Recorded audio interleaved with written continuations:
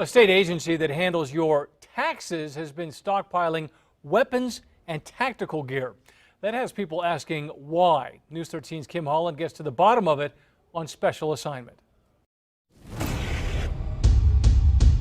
It's a collection of guns, ammo, bulletproof vests, and all kinds of tactical gear, enough to outfit a small New Mexico police department. It's really astounding. But this is not for a SWAT team or cop shop. This belongs to a state agency in Santa Fe. It really makes it hard to understand what they're thinking of. And here's the kicker. Nobody is using this gear. It's been sitting, collecting dust for years. State employees would like to use some of this equipment, but they're missing just one thing, a single piece of paper. The state purchased all this equipment for its Tax Fraud Investigations Division, the unit that works tax fraud cases. We'll be getting some computers, financial records. In some cases, they serve search warrants on homes and businesses to catch tax cheats. Obviously, we're here because we think someone's broken the law, the tax laws. Safety is always a concern, according to Taxation and Revenue Secretary Demesia Padilla. It could be dangerous. Remember, it was IRS agents who helped bring down gangster Al Capone. It wasn't for bootlegging or murder, but tax fraud. Sometimes they can't get them on the criminal side, but you can always follow the money. Tax and Rev has been stockpiling this equipment for 3 years now. $3,700 for 9 Glock handguns, and then even more than that on 9,000 rounds of ammo.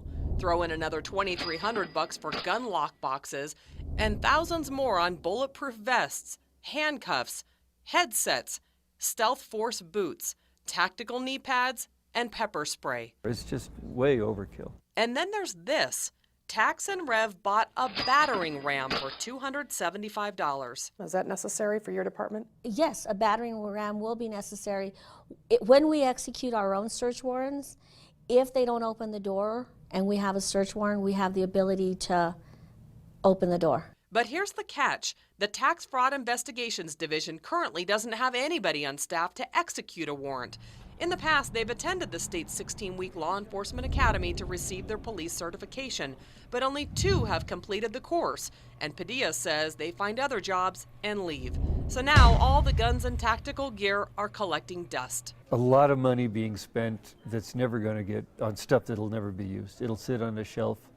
It's made a nice profit for some local businesses, but it's just taxpayers' money down the drain. Today, if the Tax Fraud Investigations Division wants to serve a search warrant, they tag along with law enforcement. We're also having to wait for police officers to be available.